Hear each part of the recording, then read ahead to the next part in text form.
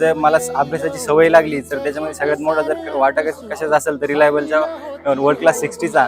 माझं नाव सागर नांगरे आहे. मी सध्या देवगिरी नागरी सहकारी बँकेमध्ये लिपिक या पदी रुजू झालेलो आहे. चिखली येथे सध्या कार्यरत आहे. तसं पाहायला गेलं तर बँकिंगचा आणि रिलायबलचा फार काही दूरचा संबंध म्हणजे जवळचा संबंध नाही आहे. परंतु मी ज्यावेळेस गावाकडून आलो त्यावेळेस कुठं राहायचं काय करायचं असं समजत नव्हतं. त्यावेळेस मला माझ्या मामाचा मुलगा असल्यामुळं इथं त्याच्यामुळं मला रिलायबल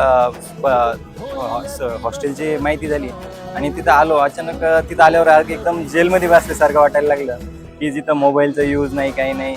सगळ्यात मोठा जर मला अभ्यासाची सवय लागली तर त्याच्यामध्ये सगळ्यात मोठा जर वाटा कशाचा असेल तर रिलायबलच्या वर्ल्ड क्लास 60चा. आणि त्याचबरोबर मानसिकरित्या जेव्हा वाटतं की जेव्हा सुरुवातीला फिल्मचे रिझल्ट गेले ज्यावेळेस थोडं लो वाटायला लागायचं त्यावेळेस अचानकच मधून 15 दिवसाला आकाश सरांचं लेक्चर यायचं. त्यानंतर पुन्हा बाउन्स व्हायचं. त्याचसोबतच धर्माधिकारी सर असो किंवा विविध सरांचे लेक्चर व्हायचे वर्ल्ड क्लास 60ला. त्याच्यामुळे त्याचा खूप फायदा झाला. आणि जसं मी पुढं जात गेलो माझी मोबाईलची सवय होती ती फक्त आणि फक्त रिलायबलमुळं हॉस्टेलमुळं गेली. नाही तर मला नव्हतं वाटतं आयुष्यात माझा स्क्रीन टाईम रिलायबलचा इंस्टाग्रामचा यायच्या आधीचा 9 ते 10 घंटे असायचा. मला आयुष्यात बी कधी वाटलं नव्हतं मी एवढा अभ्यास करेल किंवा बसू तरी शकेल कमीत कमी लायब्ररीमध्ये.